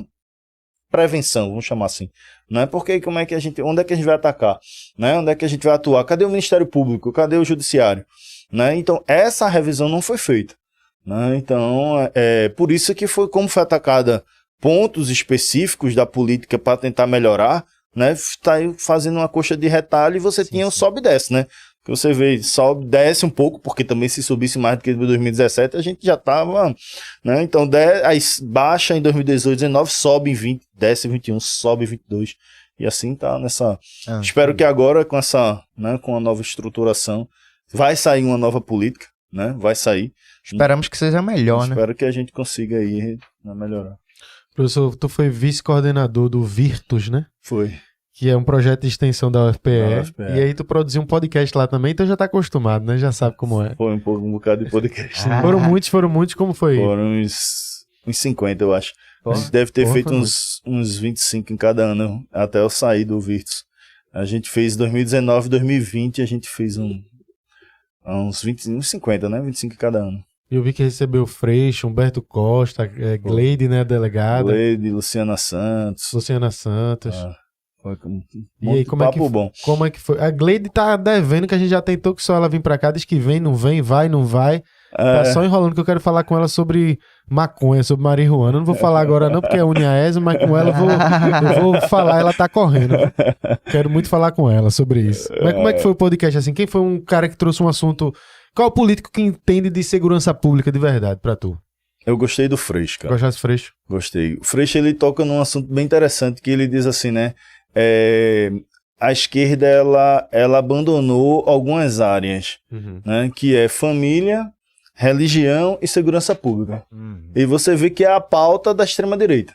Total, né? Total. Do extremismo da direita. Então, foi uma falha e Freixo assume isso e fala muito bem, com propriedade, né? Dessa ausência da esquerda de entender da segurança pública.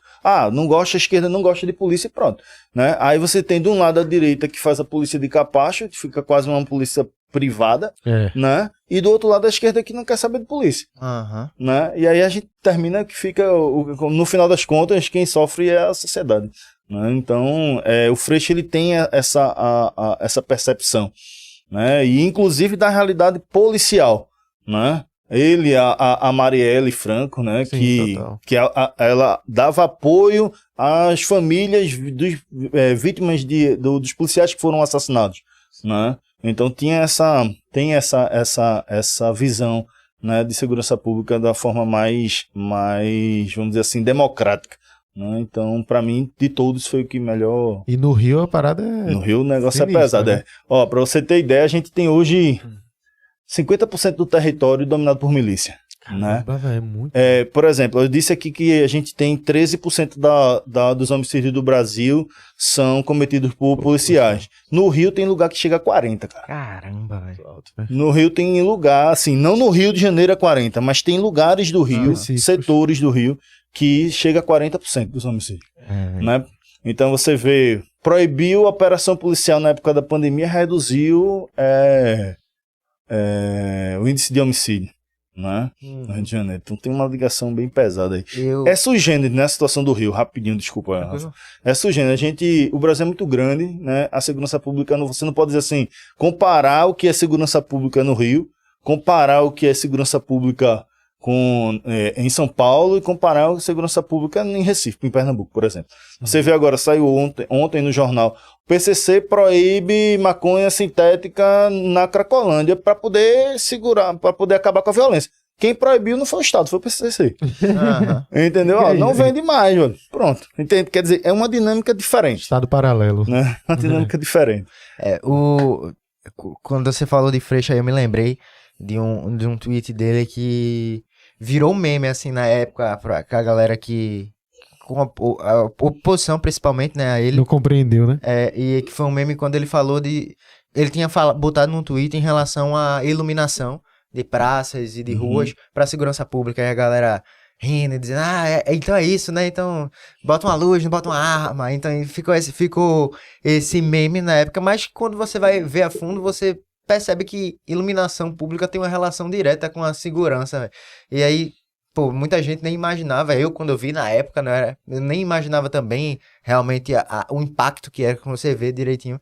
Se tu puder explicar um pouquinho mais sobre isso, acho interessante. Tem muito a ver, né, porque a gente tem vários fatores que influenciam na segurança pública, né? Se você, por exemplo, o projeto do Compaz, né, é um projeto colombiano, né, que deu super certo, uma redução absurda lá de criminalidade, né? O que é isso? É você integrar, você se sentir, ter pertencimento na sociedade, né? Porque o cara é pobre, periférico, negro e tal, né? Ele é excluído de tudo que o Estado pode oferecer, né? Então você pega e cria um ambiente de que ele se sente, né, dono daquilo ali, que ele pode usufruir daquilo ali. Então você bota uma quadra dentro da comunidade, diminui violência. Você bota iluminação, esgotamento, cara. Você bota esgotamento sanitário, diminui violência. E nada disso é polícia. Né? É movimentar, né? Tornar aquele lugar movimentado. Tornar a vida daquela pessoa digna, né? Então, porra, tu não tem esgotamento, tu não tem uma área de lazer, tu não tem iluminação, tu não tem... Isso aí o que é que tu vai fazer? Né? Tu não se sente, como é que tu se sente? Esse lugar não é pra mim, essa sociedade não é minha, eu não faço parte disso, né? Então quando você começa a se sentir parte da sociedade, você começa a tomar conta daquele equipamento, né? A gente tem experiência com equipamentos que quando a gente abriu pra comunidade, vai estar aberto sábado, domingo e tal. Mas a galera vai roubar e vai depredar e tal. De fato, no começo a galera marcou briga dentro do equipamento, né? Mas isso foi a primeira vez, o primeiro final de semana, o segundo e tal. Daqui a pouco os meninos que estavam na comunidade estavam tomando conta do equipamento, pô. Não, aqui briga aqui não, pô. Aqui o computador é nosso, pô, pra gente usar e tal, entendeu? Então é muito, né? Como eu te disse, não é só iluminação pública, né? Mas iluminação pública sim interfere nos índices de violência. É diferente, cara, você mora num lugar e você anda num lugar limpo, né, arborizado, iluminado, de você olhar para um lugar que o esgoto corre a céu aberto. Você fala de presídio, né? Pô, o cara que visitar um presídio, você vê que o cara que o lugar que ele mora não é muito diferente daquele ambiente que ele tá ali dentro do presídio, né? Então, qual é a diferença? O que é que vai fazer com que ele não vá para o presídio, né? Por exemplo, o cara vê, eu sempre digo o seguinte, o cara tá dentro da comunidade, o tio foi preso, o avô foi preso, o vizinho foi preso, o pai foi preso, né? O cara só facciona se tiver sido preso, tem que comer cadeia para poder ser faccionado, senão as facções não aceitam, né? Então ele vai ganhar moral na comunidade como? Sendo preso, né? O que é que tu faz com o teu filho? Eu sempre digo isso. O que é que tu faz com o teu filho no sábado, no domingo? Leva para um museu, para um teatro, um negócio. O que é que faz com o menino da comunidade? Leva para ver o tio preso, o pai preso, ele já vai se ambientalizando com aquilo ali, né? Então, porra, se ele chegar a fazer 18 anos, é contando o tempo para ser preso, para poder ganhar moral dentro da comunidade e fazer alguma coisa, né? Então, assim, é mudar toda a estrutura, né? Não é só iluminação pública, mas a iluminação pública faz parte disso. Então, professor, a gente tá chegando aqui no final do nosso podcast, eu tô com umas perguntinhas aqui que são perguntas da galera, da equipe, de amigos. Aí eu vou deixar passar para você e você responde de uma maneira mais rápida que der pra gente... Eu vou ter uma minha aqui também depois. Der pra trabalhar. O pessoal perguntou o que aconteceria com a desmilitarização da PM, que é um assunto que já trouxeram bastante, né? Então, eu particularmente sou a favor da desmilitarização da polícia. Como funciona? O que seria desmilitarização? Porque, veja bem, qual país democrático tem uma polícia militarizada, né? Não é a militarização, porque o pessoal confunde militarização com disciplina, com hierarquia e com respeito, né? Que é o tripé da polícia, né? Então, o que é que acontece? Você tem uma empresa privada, sua empresa, né? Você não tem hierarquia dentro da sua empresa? Tem. E você não é militar. Não existe um respeito? Existe. Existe uma disciplina? Se não tivesse disciplina, a gente não tinha começado o podcast no horário. A gente tem que começar porque tá atrasado, né? Então, existe uma disciplina. E você não é militar, né? Então, quando você desmilitariza, você corta... Primeiro, você corta o vínculo com a defesa. Você deixa de ser força auxiliar do exército, né? Primeira coisa. Segunda coisa, você passa os regimentos que regulam a polícia são os regimentos mais propensos a como é que eu posso dizer? A respeito dos direitos humanos. Porque vários regimentos de polícias no Brasil desrespeitam grosseiramente direitos humanos, né? Teve na época da Benedita, no Rio de Janeiro, a Jaqueline foi secretária lá e pegou e fizeram um novo regimento para a Polícia Militar do Rio de Janeiro, que é o principal reclamação deles era com relação à violação de direitos humanos dos policiais. Fizeram um regimento novo, né, em outubro, mais ou menos isso. Quando virou o ano que saiu a governadora, que entrou a Garotinho, né, voltou para o regimento antigo. A tropa não está preparada para um regimento tão flexível, né? Então, quer dizer, para mim, a desmilitarização ela é um caminho para o respeito de direitos humanos, né? Aí o que é que acontece, né? Se você olhar hoje, a estrutura da Polícia Militar, como é que funciona? Né? Um organograma, vamos dizer assim, né? Um fluxograma, vamos dizer assim. Você tem aqui o o soldado, os praças, Sim. né? Aí você sobe o oficial da Polícia Militar, né? O oficialato. Aí você sobe para cá. Na mesma linha de hierarquia, você tem a SDS, né? Acima do comando da PM, você tem a SDS por um lado, certo? E o governador do estado. Pelo outro lado, você tem, na mesma hierarquia, o Exército e o Presidente da República. Olha o caos. Como é que você obedece a dois senhores? Né? Na mesma linha hierárquica. Né? Então, aí você vê o que aconteceu agora, né? Que a gente tem vivido desde 2018. Sim. Né? Um uso político dos profissionais de segurança pública. Porque, de fato, o Exército tem comando sobre a Polícia Militar. De fato, o Presidente da República tem. Não é ele que paga o salário, mas tem. Né? Por um lado, você tem a Secretaria de Defesa e governador. Pelo outro, você tem Exército e Ministério, né, de Defesa e Presidente da República. Então, quer dizer, você tem, num Estado Democrático de Direito, você tem que cortar esse vínculo. Né? Então, tanto para a sociedade, eu vejo positivo, tanto para a sociedade, quanto como é que o cara que não se vê como detentor de direitos humanos vai olhar para ti e vai defender o teu direito humano? Porque tu tens direito a ter direitos humanos, né, entre aspas, né, e eu não tenho. Entendi. Entende? Então, a partir do momento que você trata aquele profissional, como um ser humano, que foi o comecinho da nossa conversa que você falou, né, a chance dele olhar para você, né, e proteger os teus direitos humanos é muito maior. E aí você tem uma polícia mais democrática, né? Um exemplo bom seria como é nos Estados Unidos ou em Singapura, por exemplo. Já deu uma olhada como é a polícia desses lugares? Vê bem, a polícia não é assim, não é uma polícia, não é um exemplo de polícia democrática, vamos dizer assim, né? Porque a gente tem um problema muito grande com relação ao direito deles. Tem uma defesa realmente de direitos humanos, não é militarizada. Outra coisa que o pessoal confunde, farda não tem nada a ver com militarização. Né? A polícia, por ser fardada, ela não é obrigatoriamente militar, né? Por exemplo, nos Estados Unidos você tem uma parte da polícia fardada, que é a polícia ostensiva, né? Que ela está ali para ser vista como polícia, e a parte da polícia investigativa que não é fardada, né? Claro, a gente tem um problema mais... É outro tipo de problema nos Estados Unidos, né? Mas não é uma referência de polícia democrática por causa da violação que eles têm, né? Por exemplo, outro homem negro foi morto agora, essa semana, né? Pela polícia americana. Tô entendendo. Né? Então a gente tem outros problemas, é uma outra realidade. Mas é um exemplo de polícia não militarizada. Aproveita e faz tua pergunta, já que tu tá Então, aí. minha pergunta é, como ele é professor da ESO, né, que agora une a ESO, eu ia perguntar um pouco da dinâmica dele lá, né, como é.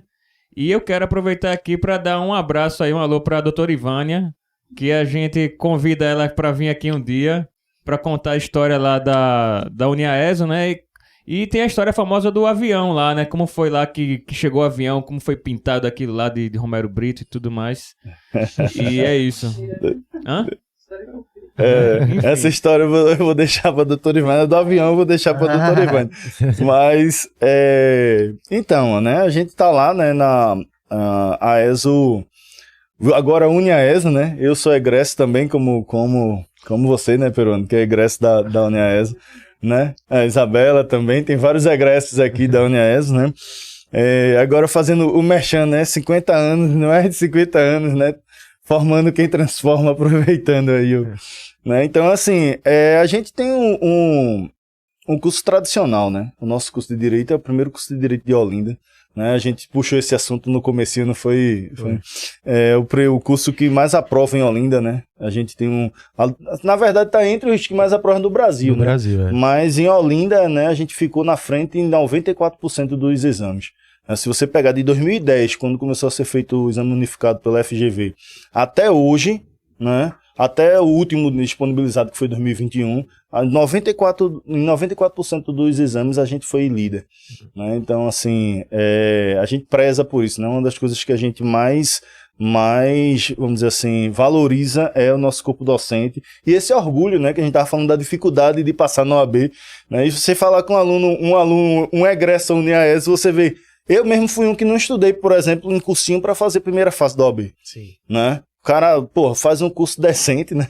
Faz um curso com responsabilidade e aí faz a prova. Então, várias pessoas que eu encontro, essa semana passada mesmo foi a colação, aí a gente foi para um jantar de um aluno, aí encontrou um ex-aluno no IAESO, de um tempo atrás, e ele, mas eu também não estudei para fazer a prova da OAB, não. Só com a UniAESO a gente já passou. Então, quer dizer, né? Então é isso que faz a diferença, né? Isso faz o nome que é a faculdade. Eu tô aqui com uma última pergunta, talvez a mais importante aqui do assunto de hoje, que a gente queria saber. Qual o melhor disco do Iron Maiden? Eu vi aí no celular, bota aí a capa do celular. A capa tem o Ed ainda. A capa é a caveira, pô. Aí, ó. E o melhor disco do Iron Maiden. Já tá respondido qual é? Tá respondido. Tá respondido. Seventh Son. Eu nem sei como é que fala direito. É Seventh Son of Seventh Son. É isso. Né? Fred, queria agradecer demais a tua vinda até aqui. O papo foi massa muito informativo pra gente aprender ainda mais e poder debater sobre assuntos importantes, né, para o dia a dia, para o cotidiano do recifense também, que precisa compreender ainda mais sobre leis e segurança pública, e ainda mais nesse momento que a gente tem vivido hoje, né, assim, democraticamente falando, assim, no país, e essa polarização toda e as opiniões muito rápidas, sem ninguém querer nem pensar antes de falar. Então, obrigado demais por ter vindo até aqui. A gente agradece vocês que estão assistindo até agora. Muito obrigado pelo apoio, pela audiência. Deixa teu comentário, deixa teu like. Não só no chat ao vivo aí não, deixa também o comentário pós o vídeo tá postado. Fica de olho, acompanha nossas redes sociais, o Fala Ordinário, no Instagram, Recife Ordinário também. A gente tá colocando os cortes não só aqui, mas também no Instagram da gente, beleza? É isso aí, pode escutar nas plataformas de áudio também, Spotify, Deezer, Google Podcast. Esqueceu, Amazon. Amazon, é isso aí. E aproveite a dica do professor e escute Iron Maiden. Valeu. Valeu, galera. Obrigado pelo apoio, pela audiência. Até a próxima. Tamo junto.